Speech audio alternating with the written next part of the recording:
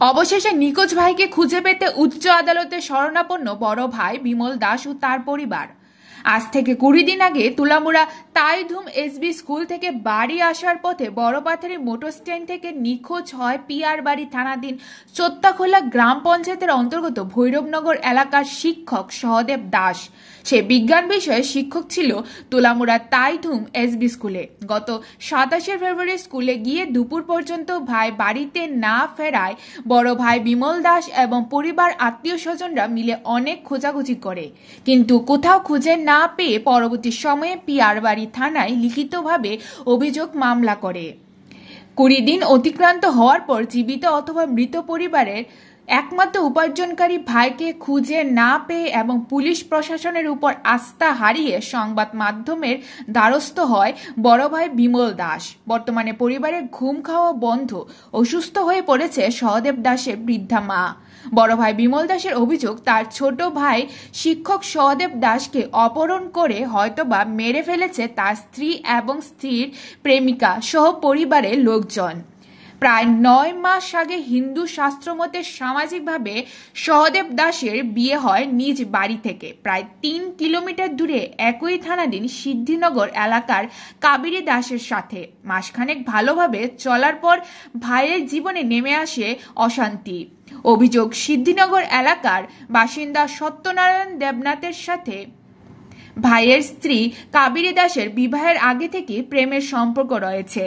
বিয়ে 3 মাসের মধ্যে কাবেরী তার স্বামীকে নিয়ে নিজ বাড়িতে যায়। তারপর সেখানে প্রেমিক সত্যনারায়ণকে সাথে নিয়ে এবং পরিবারের লোকজন মিলে ভাই সহদেবকে মারধর করে হারপিক খাইয়ে দেওয়ার অভিযোগ উঠে আসে। ঘটনা বেগতিক বুঝে তড়িঘড়ি সহদেবকে হাসপাতাল নিয়ে যায় এবং সেখান থেকে জিবি হাসপাতালে স্থানান্তর করা হয়। সেখানে কিছুদিন মৃত্যুর সঙ্গে পাঞ্জা লড়তে লড়তে কিছুটা সুস্থ হলে ভাইকে উন্নত চিকিৎসার জন্য এবং সুস্থ করতে চেন্নাইতে নিয়ে যাওয়া হয় বলে জানা গেছে। বর্তমানে সহদেব সুস্থ হলেও হারপিক খাইয়ে দেওয়ার কারণে এখনো অনেকটাই অসুস্থ রয়েছে, মানসিকভাবে অনেকটা বিপর্যস্ত। তারপরেও কোনো রকম ভাবে ইতিমধ্যে স্কুলে যাওয়া শুরু করেছে, কিন্তু গত 27শে ফেব্রুয়ারি ঘটে এই বিপত্তি। ঘটনার দিন স্কুল থেকে বড়পাথারি পর্যন্ত আসার খোঁজ পাওয়া গেলেও তারপর থেকে বেপাত্তা ভাই। তাই বড় ভাই বিমল দাস নিশ্চিত, যেহেতু ভাইকে প্রথমে একবার প্রাণে মারার চেষ্টা করেছে, তাই ওই অভিযুক্তরাই মিলে ভাইকে পুনরায় অপহরণ করে শেষ করে দিয়েছে। ইতিমধ্যে ভাইকে জীবিত অথবা মৃত খুঁজে পেতে মহকুমার পুলিশ আধিকারিক থেকে জেলা পুলিশ সুপার এবং বিলোনিয়া আদালতে শরণাপন্ন হয়েছে বড় ভাই বিমল দাস। বিমল দাস ও তার পরিবার চাইছে তার ভাইকে জীবিত অথবা মৃত যেভাবেই হোক যাতে পুলিশ খুঁজে বের করে দেয়। এই বিষয়ে স্থানীয় বিধায়িকা থেকে রাজ্যের মুখ্যমন্ত্রীর সহযোগিতা চাইছে ভাই বিমল দাস ও তার পরিবার। এখন দেখার বিষয় পুলিশ অভিযুক্তদের ডেকে এনে জিজ্ঞাসাবাদ মাধ্যমে নিখোঁজ শিক্ষক সহদেব দাসকে খুঁজে পায় কিনা। আমার বাড়ি কি নাম তোমার? আমার নাম বিমল দাস। আমার বাড়ি ভৈরবনগর, ছোটবেলা ভৈরবনগর দাসপাড়া। আমার ছোটো ভাই গত 27 তারিখ স্কুলে গেল। স্কুলে যাওয়ার পথে আমার ভাই স্কুল করে বাড়িতে আর ফিরেনি। স্কুল করার পরে বাড়িতে আর ফিরেনি। কোন স্কুল?